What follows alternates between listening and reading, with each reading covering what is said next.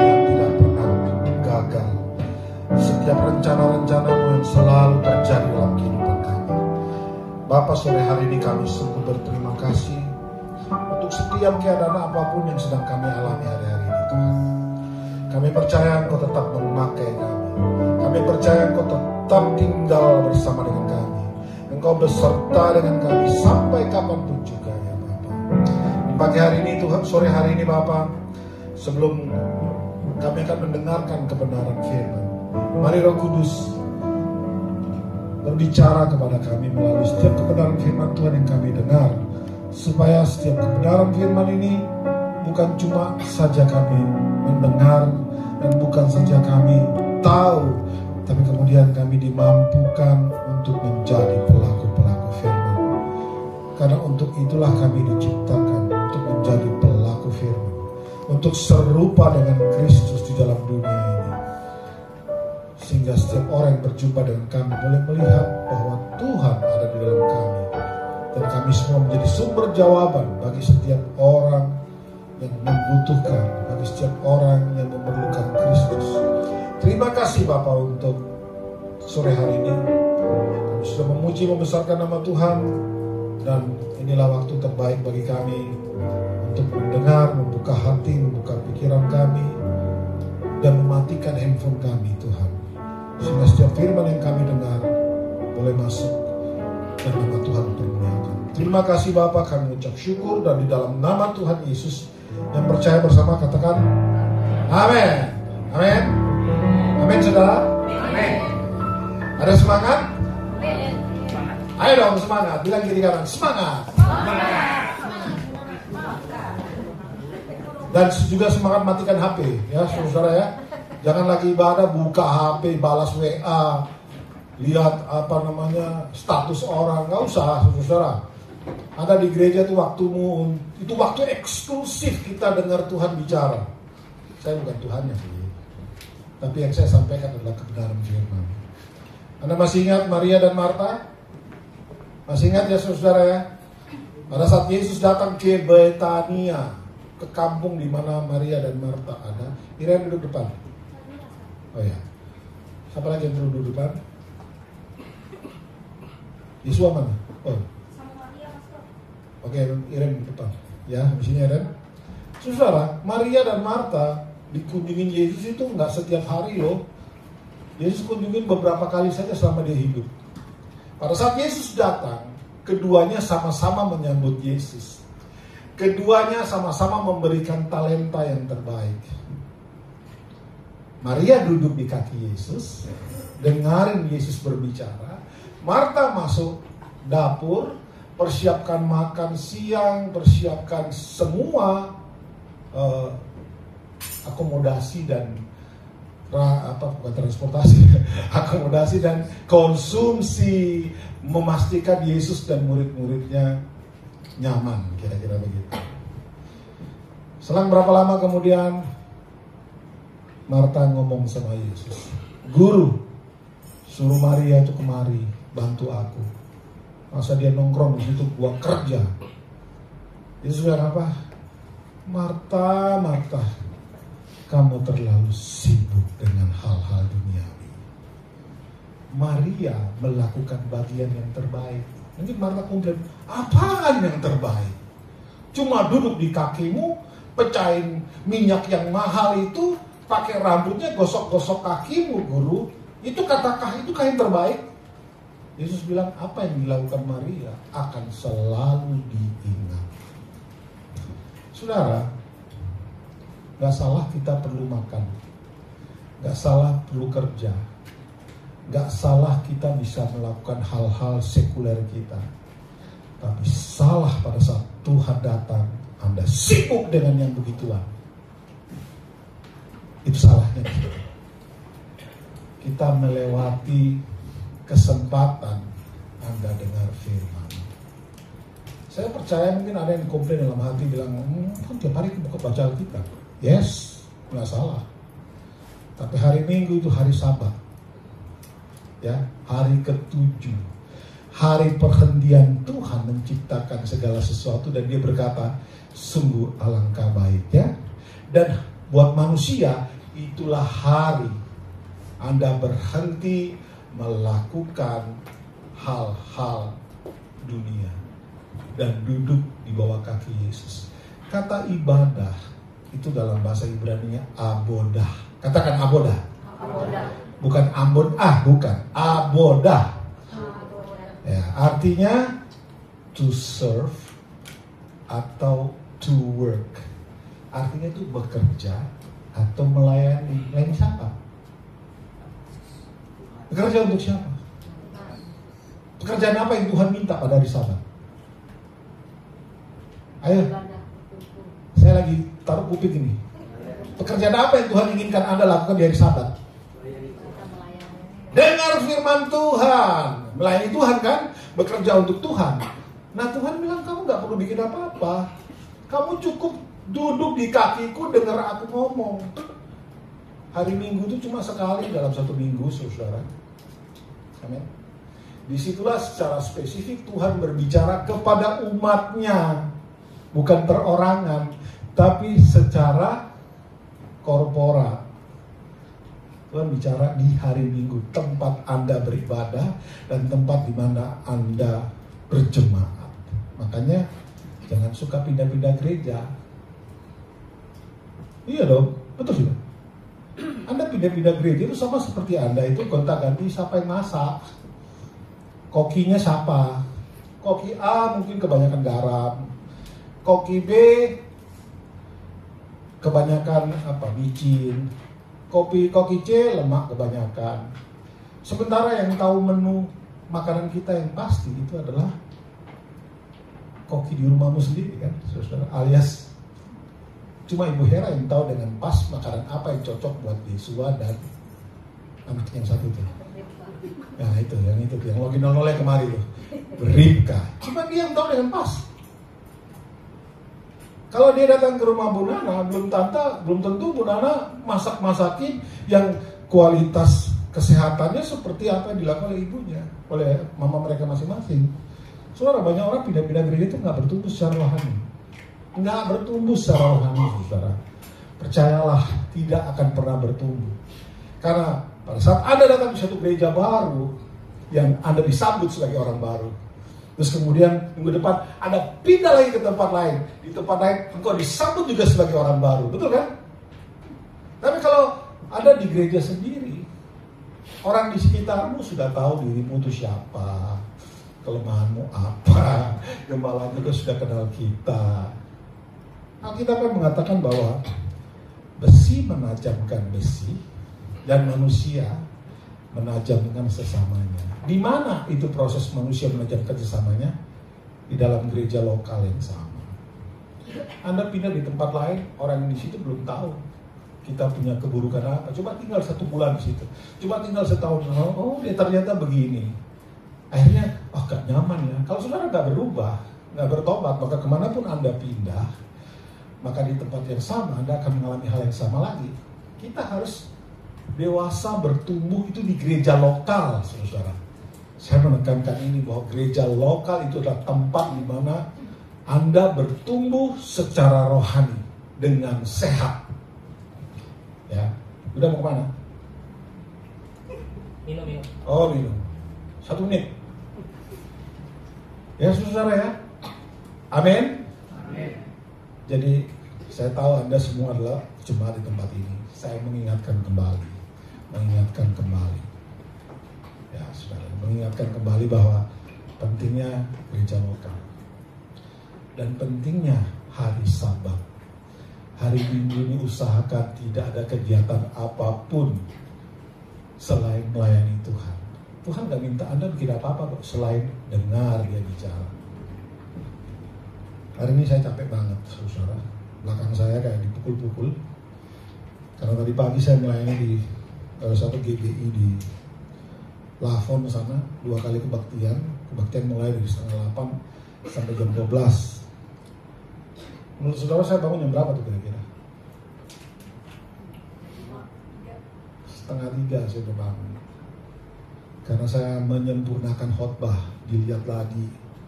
Pas 3:45 saya selesai untuk bikin khotbah di sana. Saya lanjut lagi untuk menyelesaikan apa yang saya harus bagi buat saudara pada pagi hari ini. Sore hari ini. Sampai 5:30 mandi, jam 6 lewat sedikit berangkat. Saya adalah orang yang pertama kali datang dalam gereja.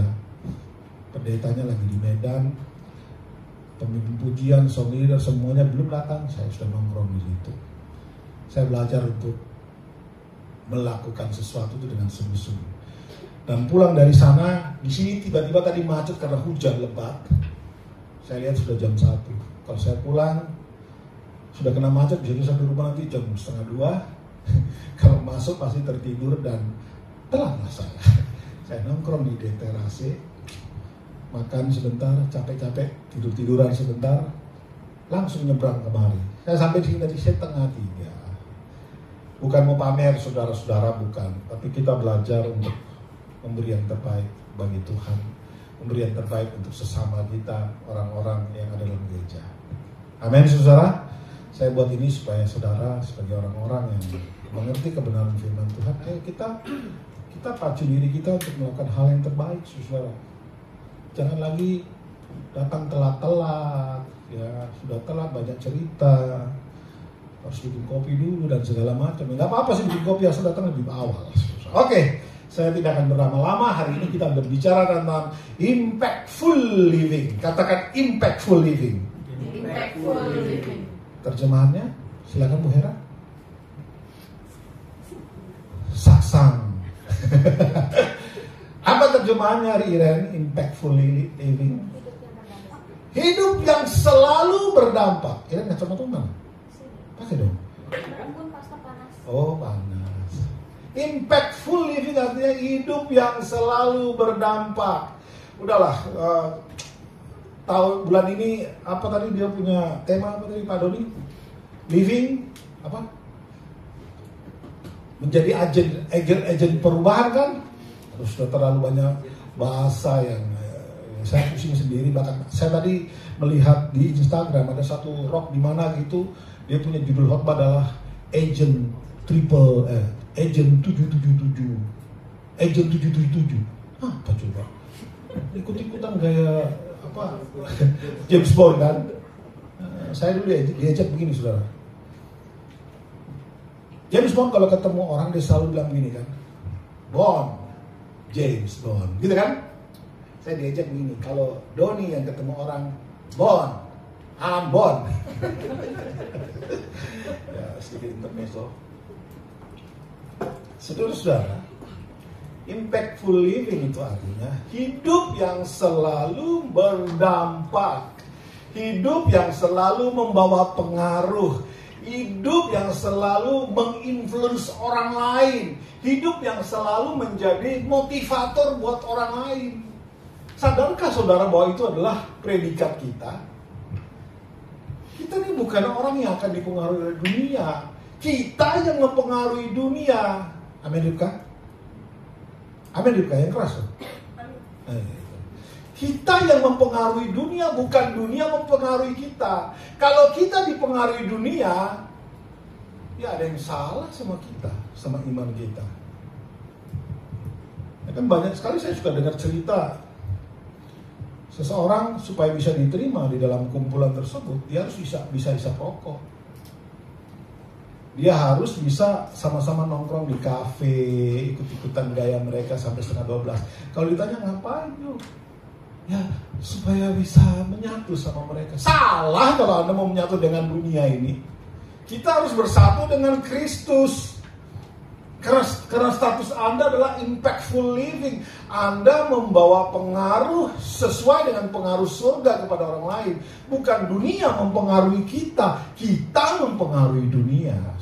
Jadi jangan suka pakai gaya-gaya dunia untuk mendekati dunia. Nggak perlu saudara. Roma 12 ayat 12. Roma 12 ayat 2 bicara jelas kan? Masih ingat? Jangan serupa dengan dunia ini, tapi berubahlah oleh pembaharuan budi, supaya kamu dapat membedakan mana kehendak Allah, apa yang baik, apa yang berkenan, dan apa yang sempurna. Anda mau tahu kehendak Allah tapi engkau masih bergabung sama dunia, ya nggak bisa, saudara. Nggak bisa gelap dan terang berjalan menjadi satu, tidak bisa. Apalagi kalau kita mengatakan saya pembawa influence yang baik, apalagi itu.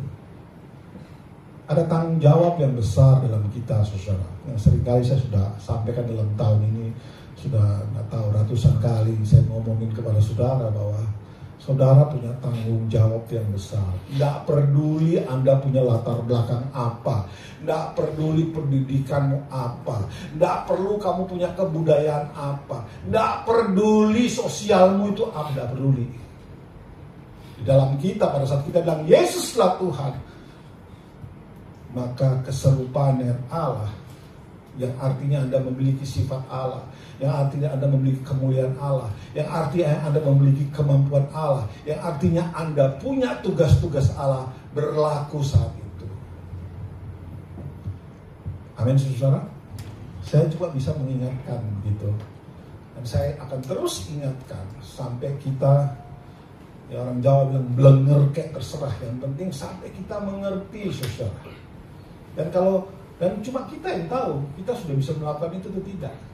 Tetapi saudara-saudara, orang yang sedang sakit flu ada gejalanya nggak kira-kira? Menurut saudara, Ribka ini ada gejala sakit apa? Pilek, flu kan? Kenapa? Tahu dari mana, Bu? Batuk-batuk, suaranya apa? Sengau bindeng gitu kan? Kita langsung lihat, oh dia pasti lagi sedang mau sakit. Lalu kalau Anda simpan dosa, Anda pikir tidak ada gejala yang luar. Salah, saudara. Anda kalau hidup dalam dosa, tetap ada gejala-gejala yang nampak. Ya, pasti nampak, saudara. Kita mau berbohong, menutup-nutup dengan apapun, tetap itu pasti kelihatan. Karena yang sakit itu selalu ada gejala. Gejala ini untuk diobati. Ya, jangan sudah sakit dulu, sudah babak belur baru kita saya mau cari rumah sakit, ya biaya lebih besar, saudara. Pada saat Anda sudah melihat satu gejala, cegah vitamin C, cegah minum Panadol yang hijau itu mungkin, makan buah, minum cuka apel kayak mamanya, minum apa lagi, kopi pahit, semua minum. Tujuannya kan untuk supaya jangan jadi penyakit kan, tapi bisa berhenti di tengah jalan. Dan juga saya pernah sharing ya, siapa yang mengatakan Charlie Chaplin, dia bilang jadikan tidur itu sahabat baikmu, jadikan olahraga itu sahabat baik, jadikan matahari itu sahabat baik, jadikan apa lagi itu, makan sehat itu adalah sahabatmu, supaya apa? Kita bisa panjang umur dan kita menjadi berkat lebih lama. Ya, saudara, amin. Jadi sekalian saya ngomong, Anda mau jadi impactful living, Anda perlu tinggalkan dosa-dosa itu. Anda perlu meninggalkan semua yang membebani kita. Kita kalau berbuat dosa, saudara, Anda suruh bergerak, geraknya itu pelan, lambat, nggak bisa-bisa ya, beratnya minta ampun.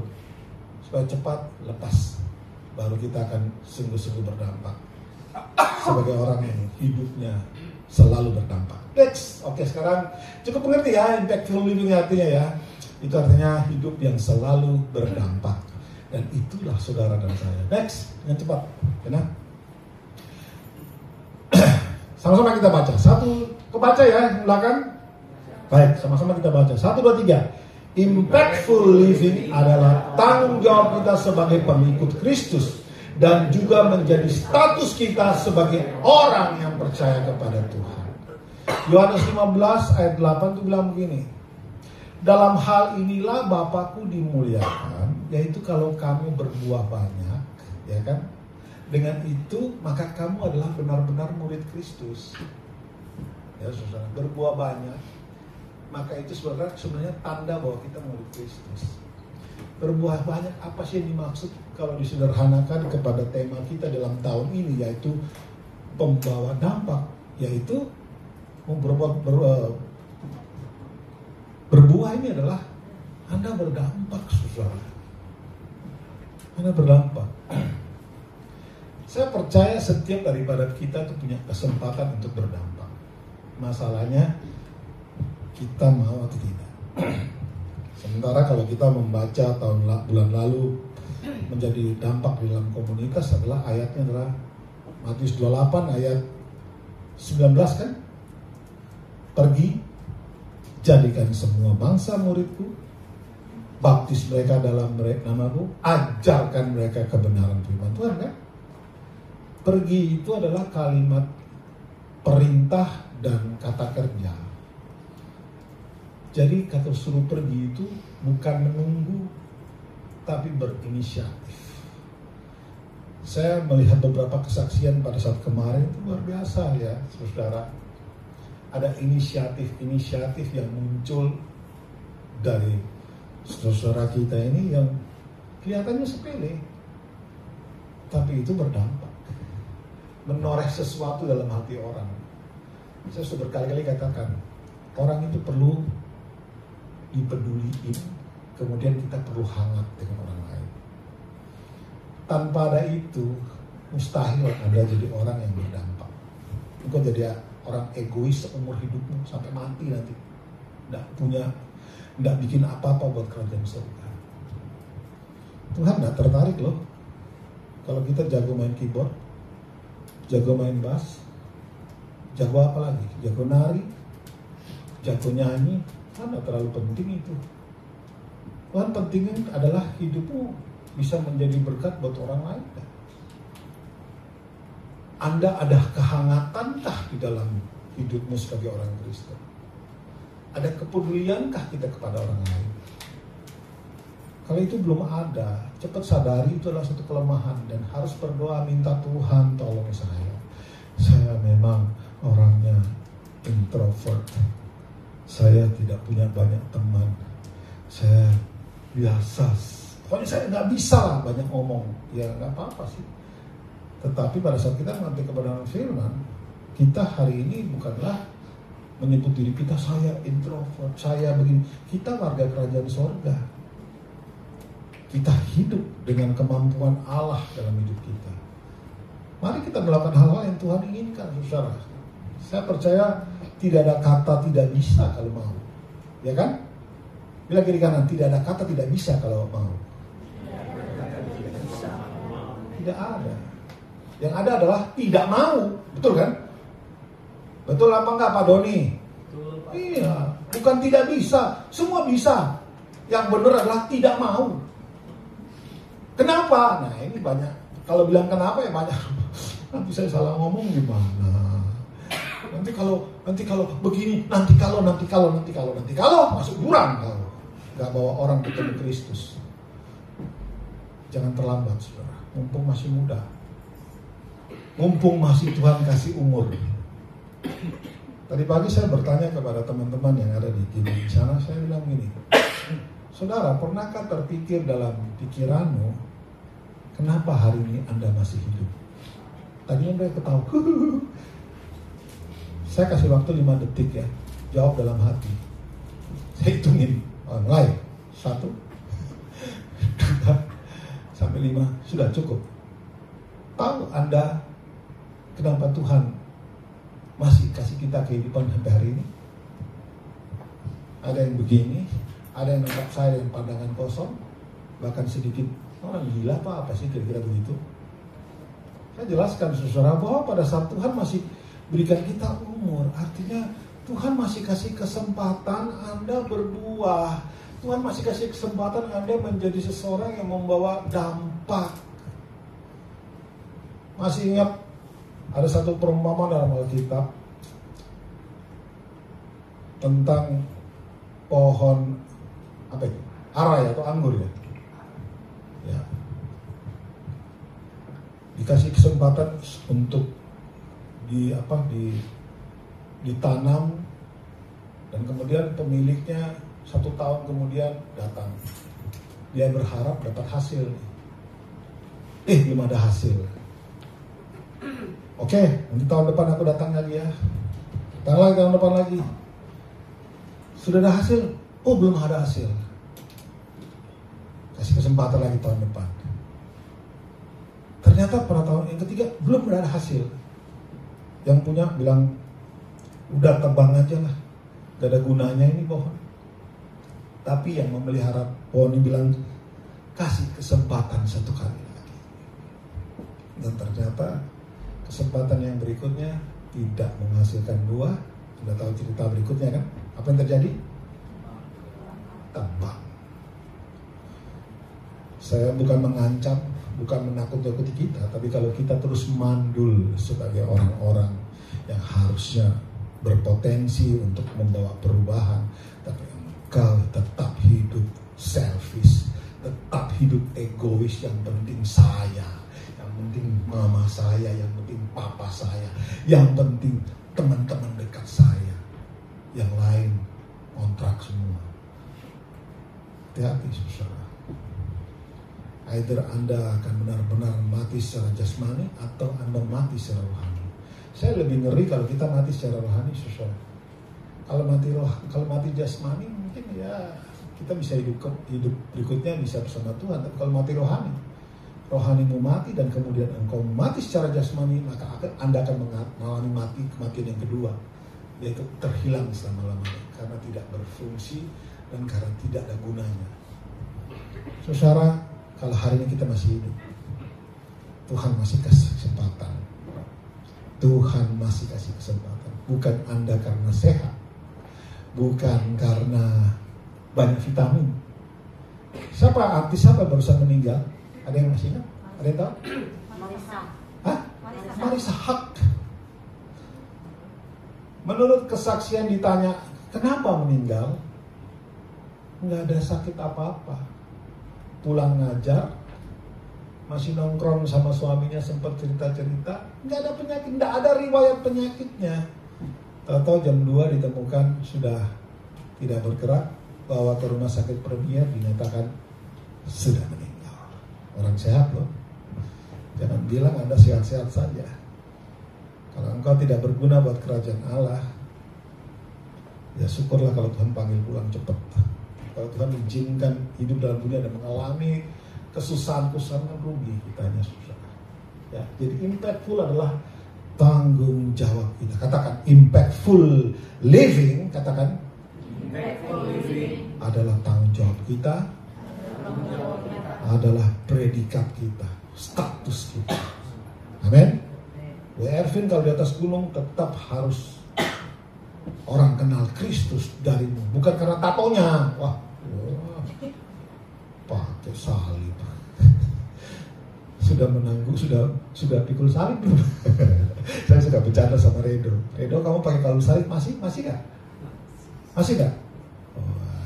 Ripka tanya, sudah pikul salib belum? Sama, saya masih pakai kalung salib nggak sih? Masih. Sudah pikul salib belum? Dikit-dikit. Nyeret-nyeret. Masih nyeret-nyeret. Emang pikul salib itu pasti terseret-seret, saudara, terkeok-keok ya. Karena beratnya itu lebih dari 70-80 kilo. Dan harus menaiki jalan, betapa Yesus harus naik jalan ke atas gunung itu dengan setengah matinya. Baiklah, kita terus. Next, kita cepat. Slide berikutnya, kita akan, bukan slide sih sebenarnya. Saya malas pakai slide-slidean sekarang. Karena yang bikin saya lagi di Bali, tidak mau terganggu. Begitu telepon dia, maknya teriak ini, udahlah matikan HP-mu, jangan pegang laptop. Kalau di sini nggak, kalau lagi liburan jangan pegang laptop. Saya malas nanti ribut tuh. Stop, nggak usah. Jadi buat gini aja. 1 Yohanes 2 ayat 6. Ayat ini sedang saya tunjukkan kepada saudara. Kita baca dulu. 1, 2, 3. Barang siapa mengatakan bahwa ia ada dalam dia, ia wajib hidup sama seperti Kristus telah hidup. Saya sedang menguatkan apa yang tadi saya sampaikan di awal, bahwa impactful living adalah tanggung jawab saudara dan saya. Dan ayat firman Tuhan adalah ini. Kalau kita menyebut diri Kristus, kita Kristen, maka kita wajib hidup seperti Kristus telah hidup. Kristus tidak selfish. Kristus tidak hidup untuk dirinya sendiri. Kristus tidak datang untuk main-main, sekedar nongkrong di Danau Galilea dan suruh murid-muridnya mancing. Kita makan ikan. Enggak, saudara. Yesus berjalan berkeliling sambil berbuat baik dan menyembuhkan orang yang dikuasai oleh iblis. Kita harus hidup seperti dia, saudara. Harus hidup. Saudara cukup mengerti kok, sekarang dunia sudah ada teknologi tinggi, tidak dibutuhkan Anda berjalan beribu-ribu kilo, nggak perlu. Tapi perlu waktu aja, kirim teks. Apa kabar? Saya bersyukur saudara, saya senang sendiri akhirnya. Setiap kali saya kirim ayat, ada yang respon, ada yang tidak. Tetapi saudara, ada yang merespon dan itu membuat saya lega. Kayak kemarin tadi pagi, pada saat saya kirim ayat, orang itu tiba-tiba balas. Dan selain dia, Ibu Hera yang balas pagi, 4:30 atau jam 5 atau 4:30 dia balas. Terus saya bilang, tumben kok pagi-pagi sudah balas. Biasa paling cepet jam 5:30, jam 6 ya. Orang yang berikutnya yang paling cepat itu Iren kalau balas. Jam 6 kurang dia sudah balas. Tapi orang ini jam 5, 4:30. Saya bilang, tumben kok balas ayat pagi ini. Nah, saya bilang, iya Pak, ini anak saya sakit, demam kemarin sore, sampai malam ini, sampai pagi ini. Saya nggak bisa tidur karena dia juga nggak bisa tidur. Saya juga nggak bisa makan karena dia nggak mau makan. Dia mual melulu. Saya gimana gitu. Oh gitu. Ada kesempatan nggak menurut saudara kita berdampak? Ada dong. Bu, percayalah bahwa Tuhan sanggup sembuhkan dia. Sudah kasih obat apa? Sudah pastor, sudah Pak, ini obat panas. Ada hasilnya? Nggak ada. Kalau begitu, kalau sudah dikasih obat panas, nggak turun-turun, bawa ke rumah sakit. Jangan tunggu lama-lama. Terus bilang, saya takut. Nggak perlu takut. Kalau Tuhan izinkan kita harus sakit, why not? Berdoa dan percaya saya, kami bantu berdoa supaya Tuhan campur tangan. Setidaknya saudara sudah menguatkan orang tersebut dengan kebenaran firman Tuhan. Benar apa enggak? Sepele kan? Sepele apa enggak menurut saudara? Sepele banget. Sama seperti Bu Hera kemarin ngelihat ibu depan rumahnya dari jam 10 pagi sampai jam 11 malam AC-nya nyala terus. Ada apa ya? Itu sesuatu yang, dan dia berinisiatif, Pak telepon yuk, kenapa? Nah, pada saat ditelepon ternyata memang nggak apa-apa. Hanya saja ibu itu bilang, terima kasih ya, saya diperhatikan. Loh, itu sesuatu yang, itu berita yang saya suka dengar, saudara. Orang terberkati dengan perbuatanmu yang mungkin sekecil itu, tetapi berdampak dan membekas. Amin. Gampang nggak kira saat kita ngomong tentang Kristus, walaupun dia sudah percaya Yesus, gampang nggak kalau kita bicara tentang Kristus secara lebih dalam? Gampang, karena dia sudah tahu orang itu mempedulikan saya. Saudara, come on. Jangan terlalu sibuk dengan pekerjaan duniamu. Nanti Yesus akan bilang, kamu terlalu sibuk, Ervin, terlalu khawatir. Ya, duit melulu yang jadi pikiran pusingmu. Nanti kalau sudah pusing nggak cari aku, cari gunung. Naik ada terus. Lanjutkan setiap bulan. Aku bikin miring nanti pen belakangmu. Nah, iya. Nanti kalau sudah gitu, Bu, gimana ke dokter? Pastor takut mahal. Sibuk pusing lagi masalah duit.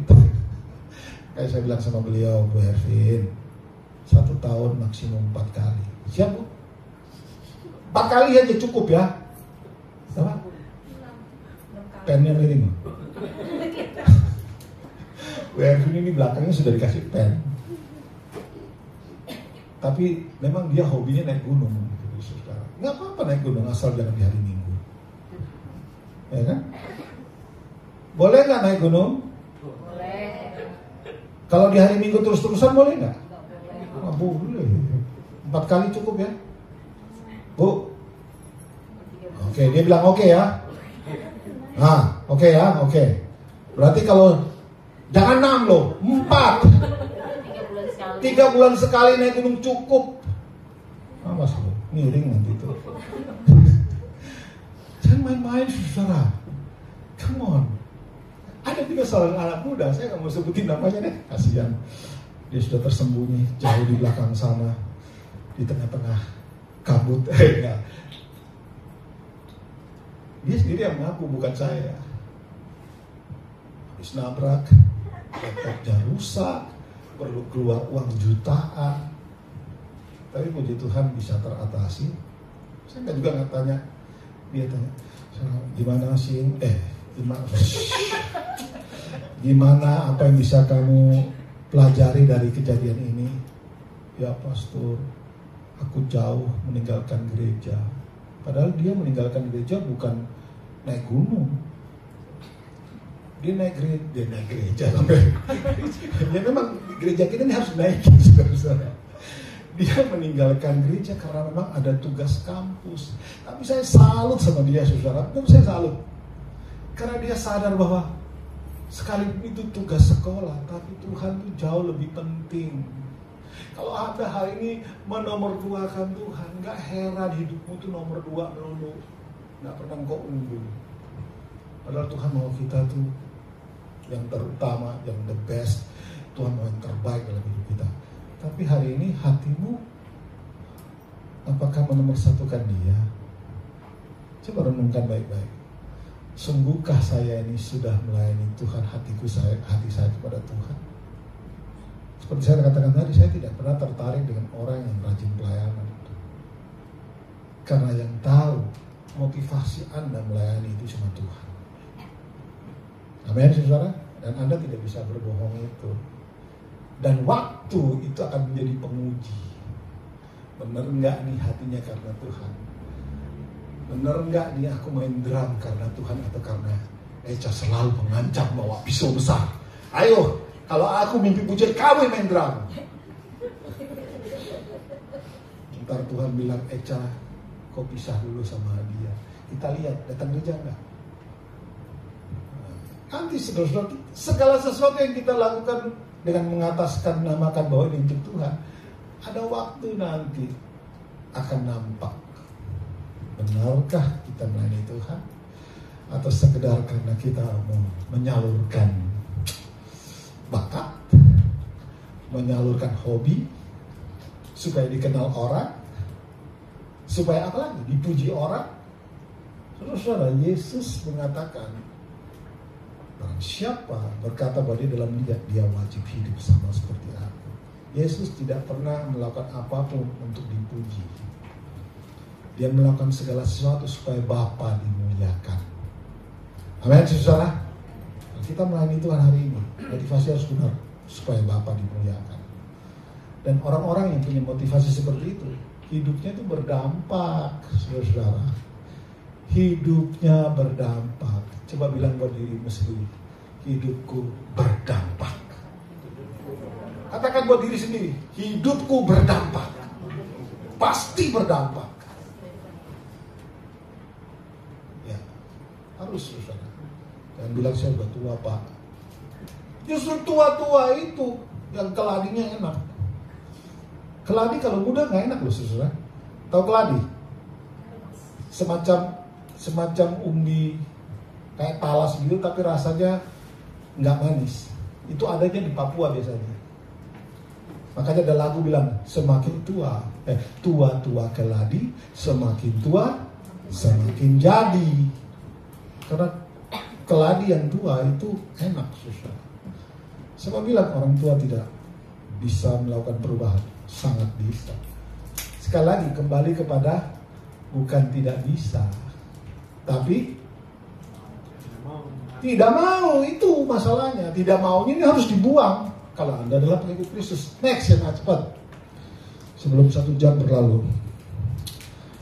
Ya, kita bisa hidup sama seperti Kristus telah hidup karena Allah sudah ciptakan kita dengan kemampuan tersebut. Kita bisa hidup seperti Kristus. Kita bisa melakukan pekerjaan-pekerjaan Allah karena memang kita didesain untuk seperti itu. Bilang kiri kanan kamu didesain untuk bisa menjadi orang-orang yang bawa perubahan. Ya, kita tuh didesain untuk itu. Ayo langsung berikutnya ya. Kita didesain itu untuk itu. Jadi bukan sekali lagi bukan tidak bisa, tidak mau. Masalah utama. Tidak mau. Kenapa orang tidak mau? Kenapa coba? Ya karena kurang baca Alkitab, kurang cinta Tuhan. Tapi kalau di gereja, I love you Lord. Oh, aduh. Apa? Nextnya apa? Habis I love you Lord terus apa deh? Your love is never fail me. Oh, mengakui itu kasihmu tidak pernah gagal dalam hidupku. Tapi aku selalu gagal menjadi orang yang bawa dampak yang baik. Jangan cuma nyanyinya toh, saudara-saudara, yang kelihatannya kita dekat dengan Tuhan. 10 hukum Taurat itu dengar baik-baik. 1-4. Hukum 1-4 itu mengatur hubungan Anda dengan Allah. Ya. Mengatur, jangan ada ilah lain di hadapanku, aku Allah yang pencemburu, jangan buat patung sembahan di hadapanku. Itu 1-4. Tapi 5-10 itu aturan Tuhan yang mengatur hubungan Anda dengan sesama manusia. Dimulai dari yang kelima, yaitu hormati ayah ibu. Dengar baik-baik saudara. Dengar baik-baik. Anda tidak mungkin hebat mengasihi sesama manusia tanpa kuat dulu hubunganmu dengan Tuhan. Kenapa? Karena nanti pada saat Anda punya hubungan tidak kuat dengan Tuhan, tidak kokoh dasarnya, pada saat Anda melakukan sesuatu kepada manusia, itu biasanya ada pamrihnya. Dan suatu saat Anda bisa lelah dan sudah meninggalkan itu semua. Tapi kalau Anda kokoh dengan Tuhan, fondasinya kuat, maka apapun yang kau lakukan kepada sesama manusia itu berdampak baik. Itu kuncinya, saudara. Dengan kata lain, bergaul dengan Tuhan itu nomor 1. Berhubungan dengan Tuhan itu nomor 1. Berjalan bersama dengan Tuhan itu nomor 1. Mengutamakan Tuhan itu nomor 1. Saya tidak bilang dengan mengutamakan Tuhan Anda malas masuk kantor, bukan itu. Saya tidak mengatakan dengan Anda mengutamakan Tuhan, Anda melalaikan tugas-tugas kantor. Saya salut sama Iren, saudara. Sudah kerjanya sebanyak itu, pulang, saya suka ingatkan, ayo tidur malam. Dia bilang, tunggu pastor, saya harus nyicil pekerjaan untuk besok karena banyak. Saya salut. Wow, masih memikirkan itu. Ya. Justru kalau kita punya hubungan baik dengan Tuhan, saudara, dengar baik. Orang pertama atau lingkungan pertama yang akan merasakan hubungan kita yang baik dengan Tuhan adalah keluarga. Keluarga ini akan merasakan kita punya hubungan sebaik apa dengan Tuhan. Yang kedua adalah apa yang saudara? Gereja. Orang di gereja bisa merasakan. Yang ketiga apa sih? Pekerjaanmu di kantor, bosmu akan melihat. Keempat, baru Anda berdampak di pelayanan. Pelayanan itu mulai yang paling belakang, saudara. Patokannya, kalau kita punya hubungan baik dengan Tuhan, hubungan kita dengan keluarga itu baik. Saya punya latar belakang yang kurang bagus terhadap keluarga, saudara. 15-20 tahun lalu, saya melakukan hal-hal yang tidak baik. Ya pokoknya tidak baik lah. Tapi kemudian pada saat saya mengerti, saya belajar memperbaikinya. Lebih gampang memperbaiki atau lebih gampang lebih sulit memperbaiki atau mempertahankan sesuatu baik? Lebih sulit yang mana? Memperbaiki lebih sulit. Kalau mempertahankan sesuatu baik, ya maintenance-nya kan baik, nggak terlalu banyak biaya dikeluarkan. Tapi kalau memperbaiki lebih sulit. Mumpung hari-hari ini tidak ada hal-hal yang terlalu besar Anda lakukan, mari kita terus mempertahankan kehidupan kita yang takut akan Tuhan. Amin, saudara. Saya tidak pernah dipuji oleh istri saya sabar, nggak pernah. Tidak pernah. Tidak pernah. Kalau Pak Arifin dikatain oleh istrinya adalah diktator, saya mungkin sejenis dengan itu. Tidak pernah saya dibilang sabar. Sampai suatu saat ada malaikat kecil yang dikirim ke rumah kami. Si BK itu dikirim ke rumah kami. Tuhan kirim. Ngurus dia, saya yang ngurus. Yang lain boleh bilang, aku juga ngurus. Ya, tapi kalau kamu kuliah, siapa yang ngurus? Kalau istri saya kerja, siapa yang ngurus itu anak? Siapa yang kasih susu? Wah, aku juga pernah. Iya, sekali-sekali. Setiap hari? Kan tidak. Siapa yang kalau cebok dia misalnya, kalau dia buang air kecil. Yang kasih mandi dia siapa? Yang gantiin baju siapa? Yang temenin tidur siapa? Semua bisa. Anak-anak di rumah pas bilang, wah aku pernah. Tapi yang setiap hari. Sampai suatu saat anak saya nomor 1 bilang, gimana BK? Gimana papi? Tanya, gimana sih papi? Saya sengaja di luar, tapi saya mendengar di saya bilang, papi sudah sabar loh. Beda banget, dia sudah lebih sabar. Oh iya. Saya pura-pura nggak dengar saja. Biarlah pujian-pujian itu bukan kita yang bilang saya sabar, tidak orang lain yang melihat. Karena istri saya ngomong, saya pasti lupa. Papi sekarang beda, sabar, lebih sabar. Berarti ada kenaikan kan saudara? Halo? Saudara, kata Kristen itu ejekan. Artinya, seperti Yesus ya, orang-orang ini itu ejekan. Sudahkah Anda diejek seperti Yesus? Petra, udah pernah kamu dibilang orang, ini kan Yesus ya? Udah pernah belum? Belum. Yuda? Oh, kencang sekali. Bu Hera? Hanya dibilang sok kudus. Nah, itu. Iren? Dibilang anak baik. Anak baik, tapi tidak dikatakan seperti Yesus kan? Saya paling sering, saudara, paling sering dikatakan si bolis dia, si iblis dia. Iya itu, bukan Yesus dulu. Sekarang sedang belajar pelan-pelan. Oh, dia sudah lebih sabar. Saya sedang begitu. Artinya Tuhan sudah melakukan sesuatu, merenovasi saya dengan baik. Saudara, jangan anti dengan teguran, ya. Jangan anti dengan ada orang kalau mengatakan kamu kurang ini, terus kita tersinggung. Jangan. Kita harus rendah hati. Karena orang yang rendah hati itu mereka yang akan diangkat Tuhan. Orang-orang yang rendah hati ini akan bertemu dengan Tuhan. Orang-orang rendah hati ini akan diangkat tinggi, saudara. Pada saat orang mengatakan sesuatu tentang saudara, terima itu sebagai terima kasih ya, Tuhan memperhatikan saya.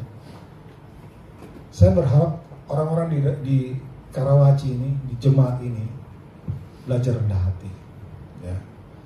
Nggak perlu mempertahankan siapa kita, biar Tuhan yang akan nanti ngomong dia ini seperti itu. Kita nggak perlu, kita menggunakan hati saja. Next, kejadian ya ini saudara saya sudah sampaikan tadi ya. Jadi kita wajib hidup sama seperti Kristus telah hidup.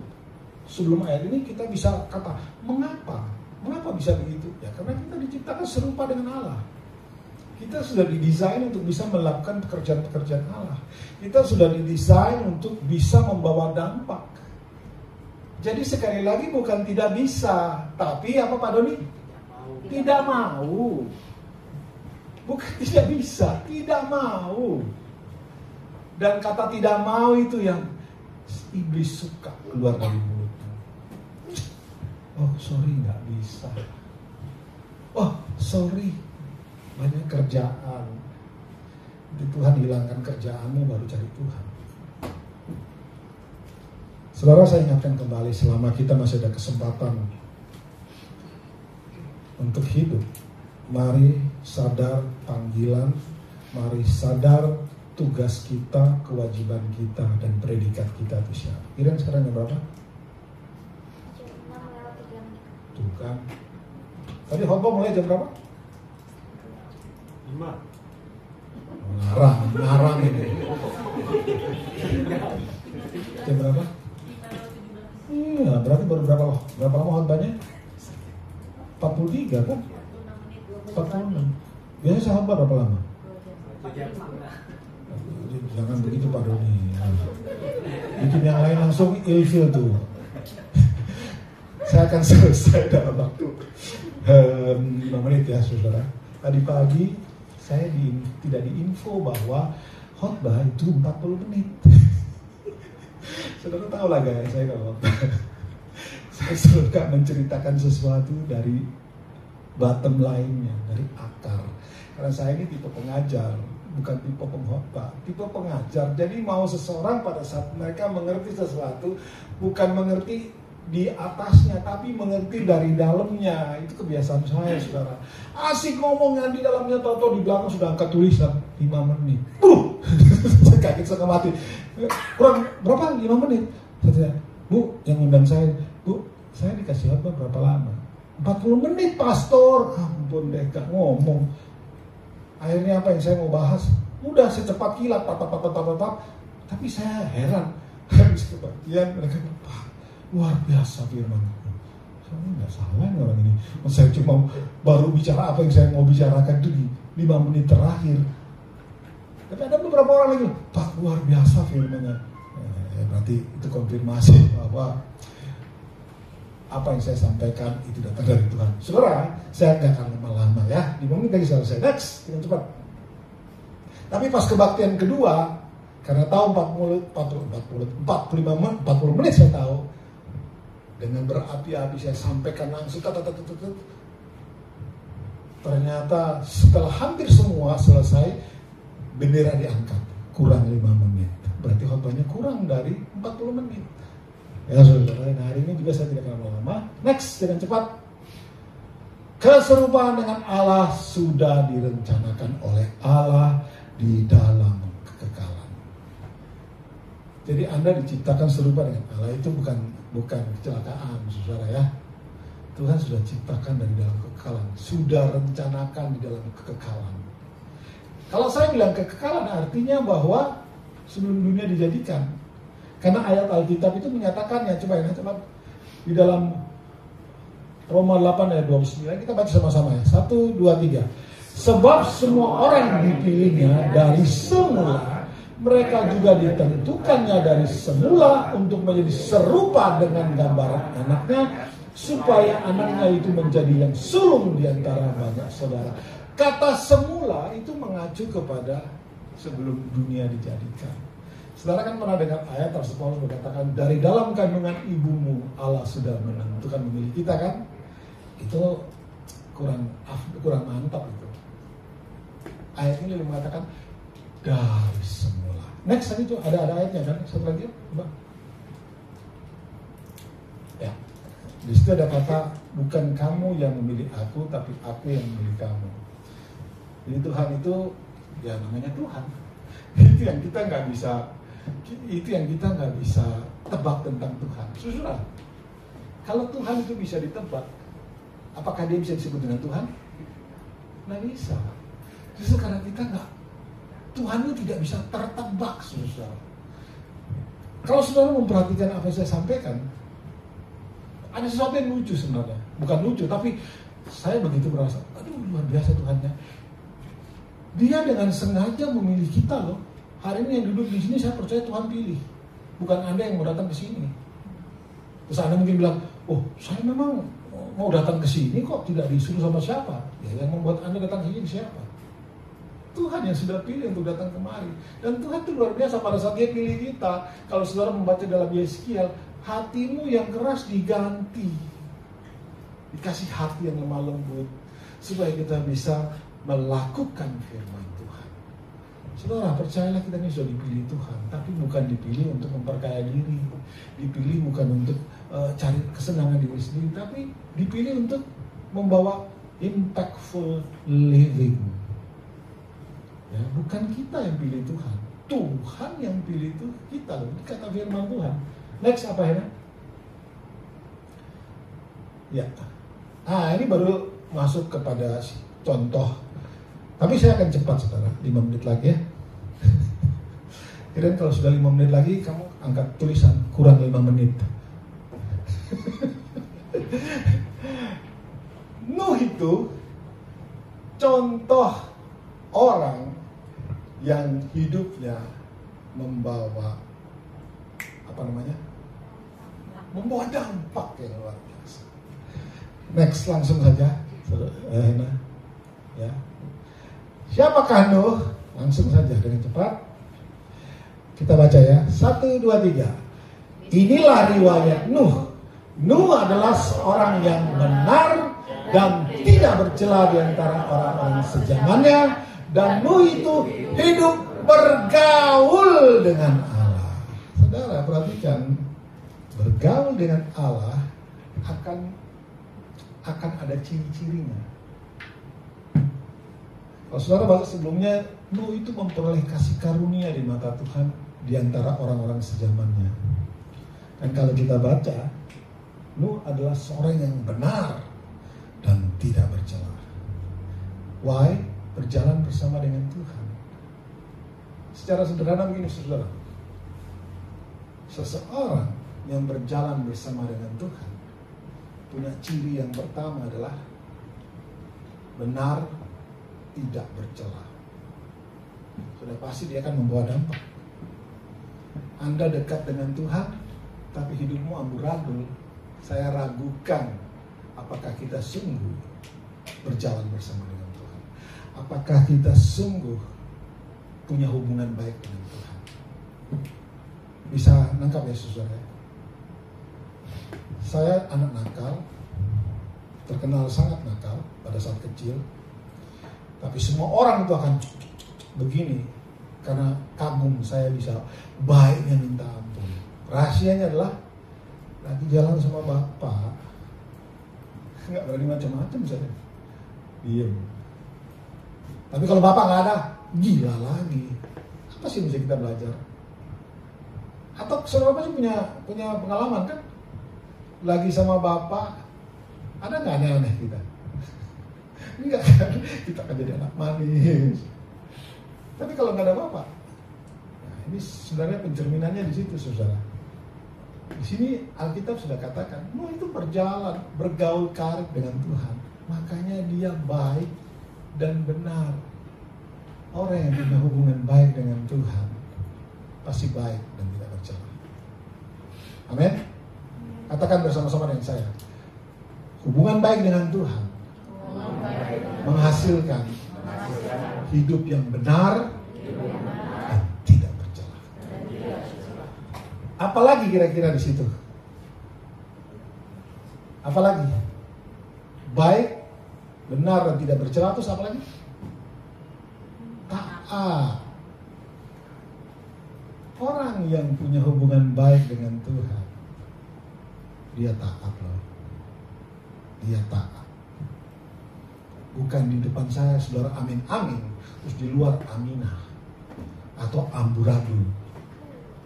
Orang yang berjalan dengan Tuhan, dia akan taat dan taat. Saudara tahu perintah Nuh apa? Disuruh bangun Batra kan ya? Kalau saudara mau menyelidiki, Nuh itu disuruh Tuhan membangun Batra, dia umur 500 tahun. Dan air bah itu turun, dia umur 600 tahun. Berapa lama itu Bu Ervin? Kurang lebihnya? Kalau ngitung duit cepat nih. Ya jelas kurang lebih 100 tahun membangun Batra.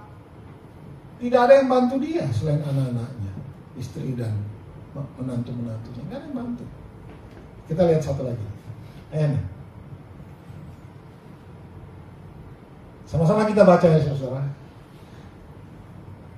Karena iman, maka Nuh dengan petunjuk Allah tentang sesuatu yang belum kelihatan, dengan taat mempersiapkan bahtera untuk menyelamatkan keluarga.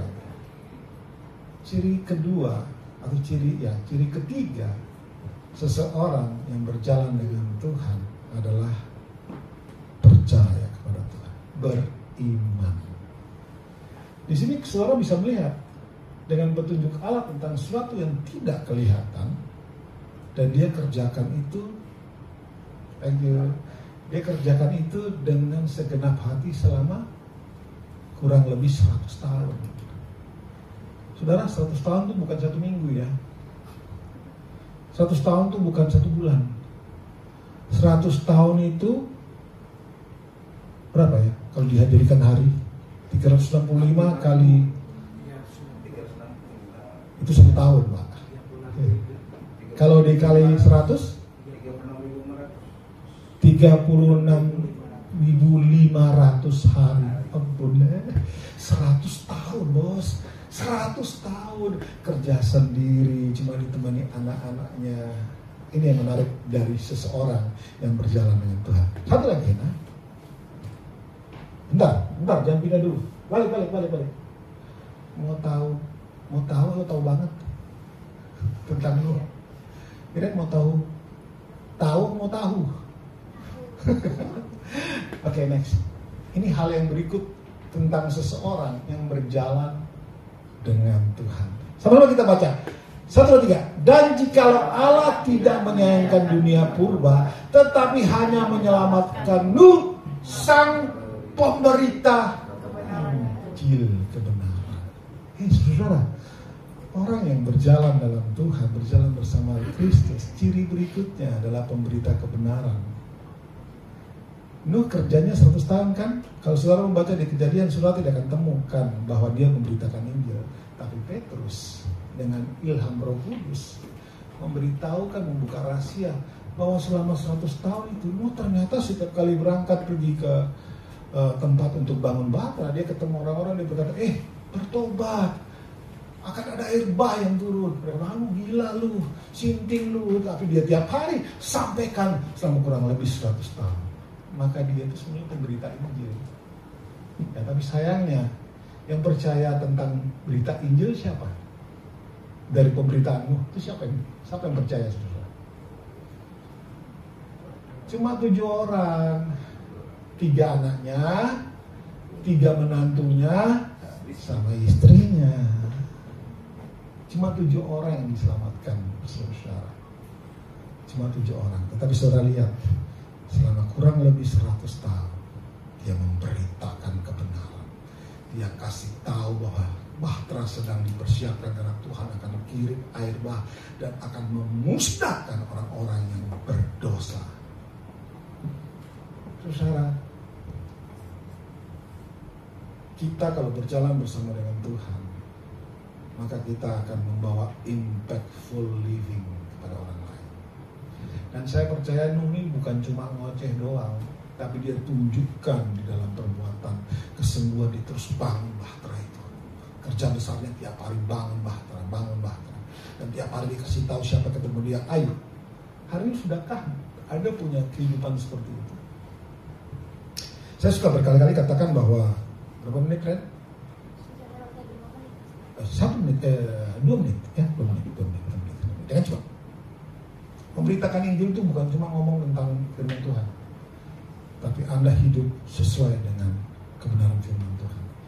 Action speak louder than words. Kata-kata itu kalah hebat dengan perbuatan. Kalau kita pandai berkhotbah saja, tapi tidak pandai melakukan firman Tuhan, Anda layak disebut sebagai ahli Farisi.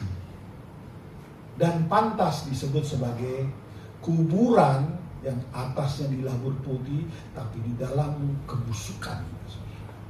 Itu kata Yesus kepada ahli Farisi. Karena apa? Cuma tahu kebenaran, tapi nggak tahu melakukan. Impactful living itu artinya Anda hidup seperti Kristus, melakukan kebenaran, tapi juga bicara tentang Kristus. Yang cepat, yang terakhir.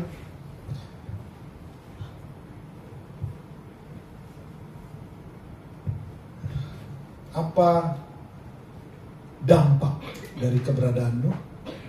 Impactful living apa yang dia berikan? Saudara bisa lihat, yang pertama adalah ada manusia yang diselamatkan, tidak punah semuanya kan? Kan ada 7 orang yang selamat, nggak punah loh. Saya membayangkan kalau misalkan 7 orang itu anak dan menantu semua istri nggak mau, ini berarti cuma Nuh doang. Kenapa misalnya cuma Nuh? Ya karena dia dengar firman Tuhan dan melakukan. Dia tetap berdampak, saudara. Kemudian apa? Yang kedua, ada ciptaan Tuhan lain yang tidak hancur dan binasa. Kita tahu ada binatang-binatang yang diselamatkan. Nah, yang paling hebat itu yang terakhir. Allah berjanji tidak akan mengutuk bumi lagi. Kenapa bisa begitu? Di balik semua ketaatannya, dia keluar dari mesbah, dia keluar dari bahtera setelah air surut, dia persembahkan korban. Itu saudara buka ayatnya ya. Nanti aja di rumah. Dan pada saat Tuhan mencium bau persembahan, Tuhan langsung berjanji tidak akan lagi mengutuk bumi dengan air bah. Jadi jangan khawatir bahwa bumi ini tidak akan binasakan dengan air bah lagi. Tidak ada, karena Tuhan sudah berjanji kepada Nuh. Amin, saudara. Bukankah ini adalah kehidupan yang berdampak? Bisakah Anda seperti Nuh? Oh, sangat bisa. Nuh pada saat itu belum ada roh Allah. Hari ini Roh Kudus tinggal dalam kita loh. Situasi yang jauh lebih baik. Alkitab, kebenaran firman Tuhan yang 66 kitab itu sudah ada. Zaman Nuh belum ada Taurat. Masih jauh dari zaman Musa dia, saudara. Dia bisa begitu hebatnya percaya kepada Tuhan. Anda harusnya jauh lebih hebat. Anda harusnya jauh lebih berdampak. Anda harusnya lebih lagi daripada Nuh. Amin. Amin, saudara. Semangat. Tuhan memberkati. Saya minta petugas perjamuan, nggak usah. Mari pemusik, Eca siap-siap di belakang sini.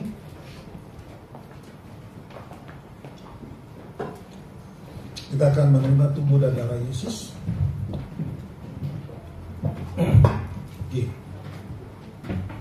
Mari saudara, saya undang kita bangkit berdiri. Ku telah mati dan tinggalkan cara hidupku yang lama. Semuanya sia-sia dan tak berarti lagi. Hidup ini ku letakkan pada mezbah-Mu ya Tuhan. Jadilah padaku seperti yang Kau ingin. Mari katakan, ku telah mati. Ku telah katakan sungguh-sungguh dan tinggalkan cara hidupku yang lama. Semuanya sia-sia dan tak berarti lagi. Hidup ini ku letakkan pada mezbah-Mu ya Tuhan. Jadilah padaku seperti yang Kau ingin. Semuanya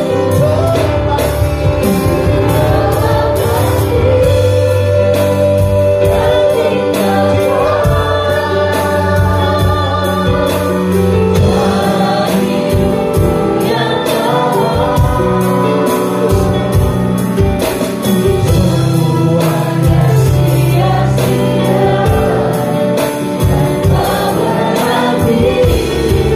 Hidup ini ku letakkan pada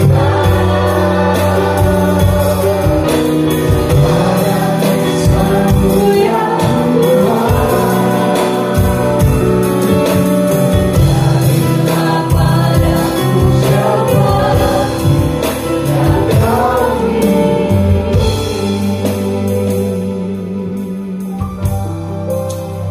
Mari angkat roti kita, saudara.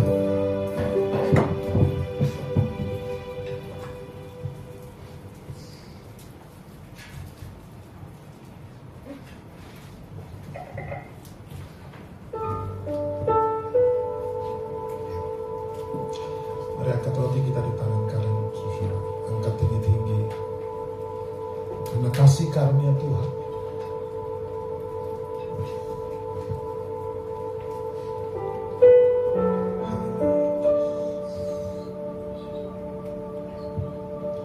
Dia memberikan tubuhnya untuk dihancurkan. Dan tubuh yang dihancurkan ini menyembuhkan tubuhmu yang sakit.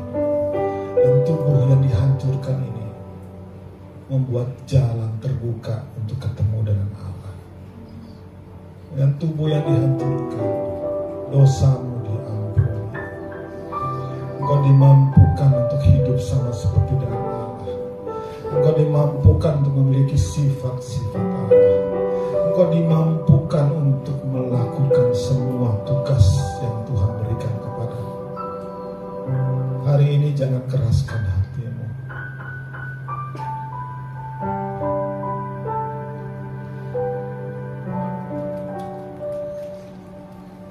Dia mengasihi engkau.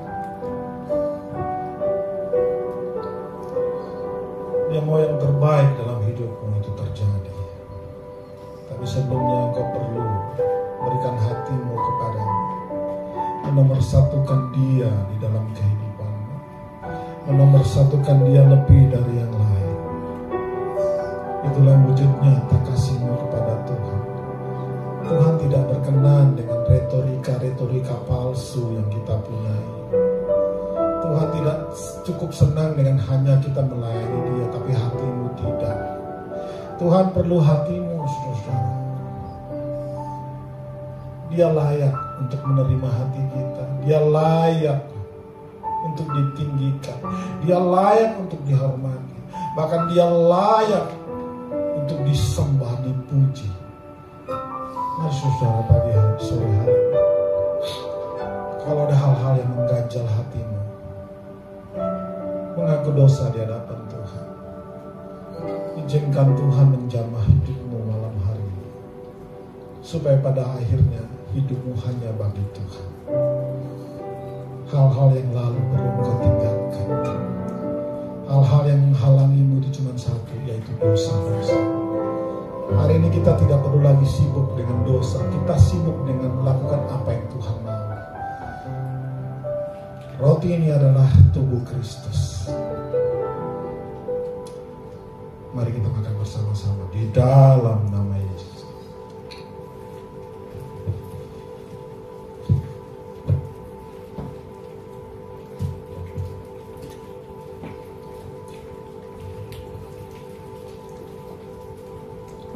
Mari angkat cawan anggur ini.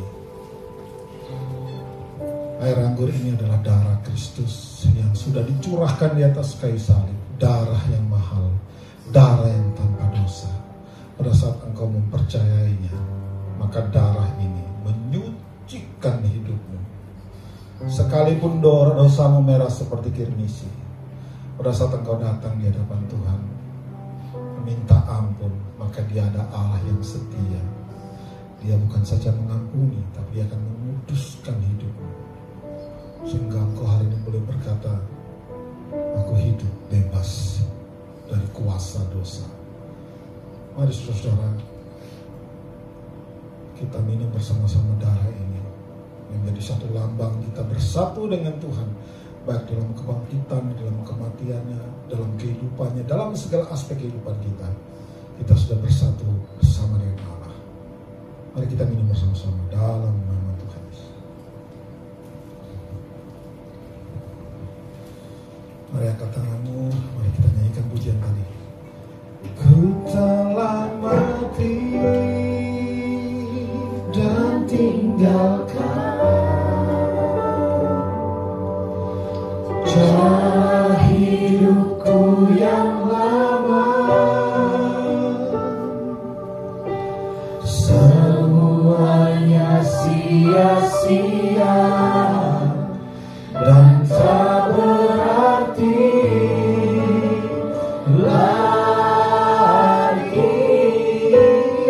Hidup ini ku letakkan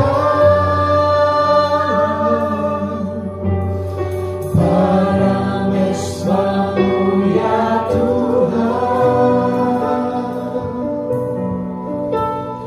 jadilah padaku seperti yang Kau ingin.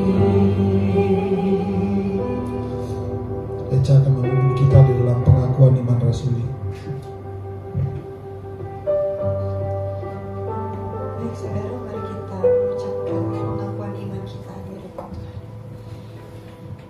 Aku percaya kepada Allah, Bapa yang Maha Kuasa, langit dan bumi, dan kepada Yesus Kristus, anaknya yang tunggal Tuhan kita, yang dikandung dari Roh Kudus, lahir dari anak darah Maria, yang menderita sengsara di bawah pemerintahan Pontius Pilatus, disalibkan, mati dan dikuburkan, turun ke dalam kerajaan Allah. Pada hari yang ketiga, bangkit pula dari antara orang mati, naik ke surga, duduk di sebelah kanan Allah, Bapa yang Maha Kuasa, dan dari sana Ia akan datang untuk menghakimi orang yang hidup dan yang mati. Aku percaya kepada Roh Kudus, Gereja yang kudus dan am, persekutuan orang kudus,